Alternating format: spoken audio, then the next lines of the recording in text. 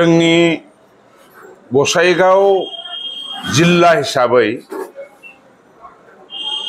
मोनबा जोंहा बिटिसि समष्टि दङ। गुमा समष्टि, सराइबिल समष्टि, जन्डुवार समष्टि, श्रीरामपुर समष्टि आरो कुसुगाव समष्टि। दिनैसिम जेनाखि बिसायख'थिनि बाताबरन बियो जोंनि दल आरो जोङो सानफ्रामबो गामि गामि जोङो गिदिङो। बे गिदिंनायाव जों नुबाय आरो जोंनि आफादगिरि बिटिसिनि बारग' चिफ हाग्रामा महिलारिनि मोनफ्रोमबो समष्टियाव खेबफायै जेनाखि हेलिकप्टारजों फैनानै प्रग्राम लादों। बे प्रग्रामफ्राव जेरैबादि सुबुंनि होंगो दोंगो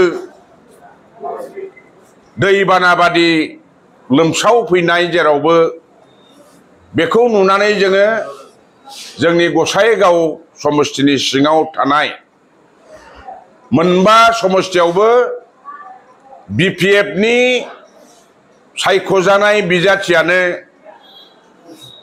गोबां भटनि बेबदानाव देरहासार जागोनखौ जोङो दिनैसिम साननै भटआ 22 तारिखआव जागोन। दिनै 20 तारिखआव जोङो रोखायै जोङो बुंनो हायो। आरो गुबुन दलनि बहाय जोंजों नांगाल सावगारिनि बिगोमा दल बिपिएफजों बादायलायनो हाथावथाव जोंनि बे मोनबा समष्टियाव इउपिपिएलनि बिजाथिफ्रा आरो राष्ट्रीय दल भारतीय जनता पार्टी बीजेपी कांग्रेस आरो गुबुन गुबुन दलफ्रा जोंजों दासिम इलेक्शनाव फेर मारिनो हायाखै। बिथांमोनहा दा जोंनि नुनायाव दाब दाब प्राइमारि आरो गामिफ्राव मेल मिटिं खालामनायखौ जों नुवाखै। जोङो आन्दाज लादों आरो जोङो नुनो मोनदों बिथांमोनहा मोना थाखा थफ्ला लानानै बिपिएफनि बबावबा मिटिं जादोंब्ला लामा दथायाव थाखा थफ्ला लानानै बे मेलाव थांग्रा मानसिफोरखौ थाखा होनानै बेंथना लाखिनाय, मोनायाव गामि गामि हाबनानै बबावबा बेदर जाहोग्लुंनानै थाखा रानैग्लुंनाय, बेबादि एखे इउपिपिएल आरो बिजेपिआ राहा लामा लादों। बावहाय जेसेबां आसामनि केबिनेट मन्त्रि अशोक सिंघाल, आसामनि चिफ मिनिस्टार हेमन्त बिश्व शर्मा, बे मोनबा समष्टियावबो बिथाङा भिजिट खालामफैबाय।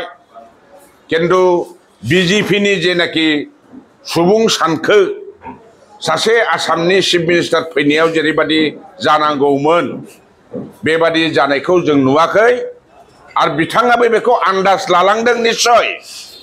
बिजेपिनि जेनाखि दानि आसामनि चिफ मिनिस्टार हेमन्त शर्माया जोंना मामाया आइडिया लालांदों जे बेवहाय गसाइगाव बा क'क्राझार जिल्लाखौनो बुंबाय आङो, बिजेपि हिसाबै देरहाथावथाव खुनु समष्टि गैया। आनखि बेयो हेमन्तखौ थगायनानै जे समष्टियाव हेमन्त फैदों बावहाय सुबुं सानखोखौ गोबां खालामनो जुनै जेरै समष्टियाव भट गैया गुबुन गुबुन समष्टिनि मानसिफोरखौ बोनानै बे मानसियानो बैयाव बे मानसियानो बाव बेबादि मोनसे मानसि बुथुमनाय बे माबाफोरखौ आइडियाखौ बिथाङा मोनलांदों। ओंखायनो जोंनि बिपिएफनि बिजाथिजों एबार 5थि बिटिसि इलेक्शनाव जोंनि गसाइगावनिफ्राय जोङो मोनथामाथ' परिष्कार जों गोदोनिफ्राय हरबाय थानो हादों। थांनाय ब्रैथियावल' जोङो मोनथाम बेवहायबो जों हादों। माखासे जोंहा एबार मोनबायावबो, मानोना जिहेतु जोंहा श्रीरामपुरा नन एसटि रिजार्भ, बिनिफ्राय जों देरहाबोनो हायाखैमोन। एबार नन एसटि रिजार्भ जोंना मुक्लेश्वर रहमान, बेवहाय जोंना BPFनि बिजाथि दङ, बेवहायबो जोङो देरहागोना रोखा होननानै जों साननानै लायो। आरो फैगौ जेनाखि सरकार, BTCनि सरकार, हाग्रामा महिलारिनि दैदेननायाव जे सरकार जागोन, बेवहाय जोंनि गसाइगावनि जिल्लानिफ्राय मोनबाबो बिजाथिखौ सायख'नानै जोङो बिथांनि गोहोखौ गोरा खालामनो हागोन होननानै जों सानो।